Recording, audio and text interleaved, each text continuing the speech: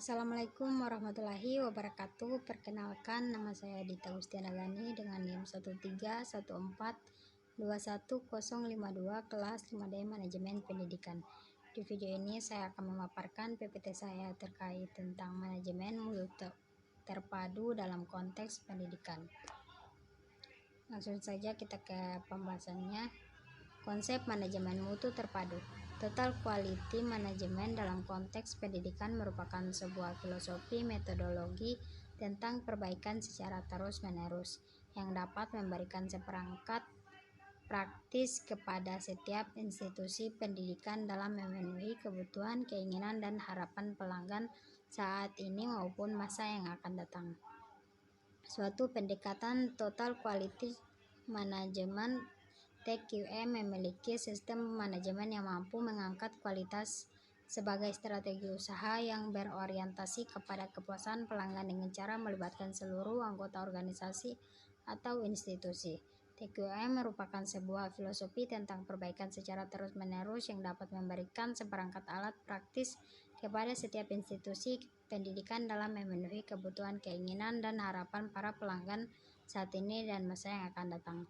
Manajemen mutu terpadu atau lebih dikenal dengan TQM pertama kali ditemukan dan diperkenalkan oleh Dr. William Edwards Deming 1986. Ide-idenya tidak diterima oleh perindustrian AS, tetapi pada akhirnya diterima dan disahkan oleh pihak Jepang dalam pemulihan mereka dari Perang Dunia Kedua. Sebagai hasil dari implementasi TQM, konsep Made in Japan telah berubah suatu penghinaan menjadi suatu kalimat pujian.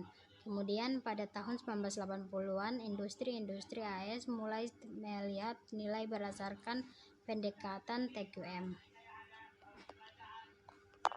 Implementasi manajemen mutu terpadu pada bidang pendidikan. Dalam bukunya, Jerome S. R.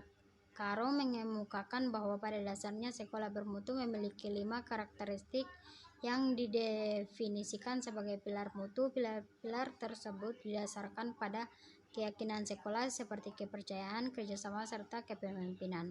Mutu dalam sebuah lembaga pendidikan memiliki adanya komitmen pada kepuasan customer serta komitmen untuk mencapai lingkungan yang memungkinkan staf dan siswa menjalankan pekerjaan sebaik-baiknya. Adapun 5 prinsip sekolah bermutu dalam Jerome S. R. Caro meliputi: yang pertama ada fokus pada pelanggan, kedua ada keterlibatan total, ketiga ada pengukuran, keempat ada komitmen, dan yang terakhir ada perbaikan berkelanjutan. Standar mutu pendidikan. Mutu yang baik memiliki standar, oleh karena itu secara nasional berlakulah standar mutu pendidikan yang disebut Standar Nasional Pendidikan SNP. Dalam pasal 2 ayat 1 PP nomor 19 tahun 2005 dinyatakan bahwa ruang lingkup SNP meliputi standarisasi standar proses, standar kompetensi lulusan, standar pendidik dan tenaga kependidikan, standar sarana dan prasarana, dan standar pengelolaan sekolah, standar pembiayaan, dan yang terakhir standar penilaian pendidikan. Standarisasi sebagai maksud oleh Peraturan Pemerintah Nomor 19 Tahun 2005 mencangkup lingkungan materi dan tingkat kompetensi untuk mencapai kompetensi lulusan pada jenjang dan jenis pendidikan tertentu yang termuat dalam kurikulum. Prinsip-prinsip manajemen mutu terpadu pendidikan.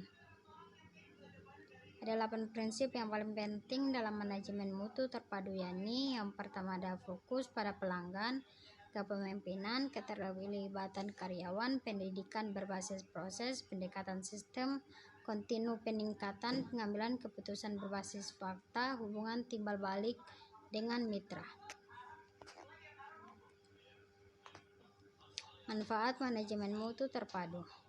Manajemen mutu terpadu sering digunakan untuk memperbaiki proses atau posisi dalam hal persaingan perusahaan di pasar dan sebagai alat untuk meningkatkan kemampuan dalam menghasilkan output yang bermutu.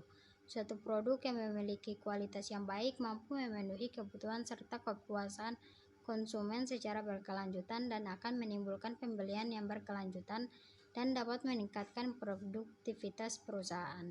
Manfaat manajemen mutu terpadu yakni dapat memperbaiki kinerja manajerial dalam mengelola suatu perusahaan dan dapat meningkatkan penghasilan perusahaan. Strategi pengembangan sistem manajemen mutu pendidikan. Untuk mengembangkan sistem manajemen mutu dapat mengikuti tahapan-tahapan. Yang pertama, mengidentifikasi semua proses penataan atau pengelolaan mutu dalam organisasi. Yang kedua, menetapkan nama proses bisnis. Yang ketiga, menetapkan input dan output setiap proses mutu. Yang keempat, menentukan urutan dan interaksi proses-proses penataan yang mutu yang ada. Yang kelima, mensahkan, dokumentasikan, distribusikan proses-proses mutu tersebut. Yang keenam, menentukan kriteria dan metode yang diperlukan untuk memastikan efektivitas operasi dari pengendalian proses-proses tersebut.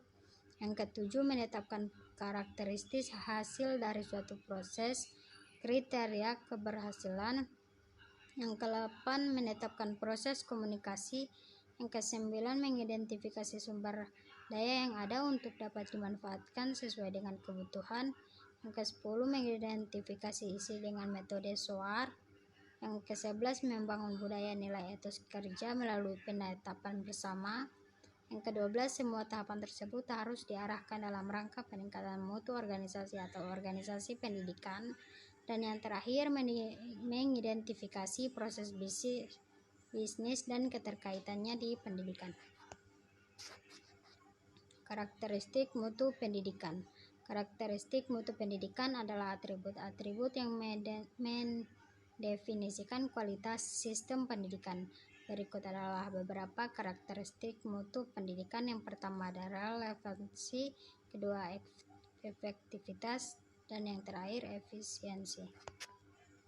Itu tadi pemaparan singkat materi dari saya. Sekian, wassalamualaikum warahmatullahi wabarakatuh.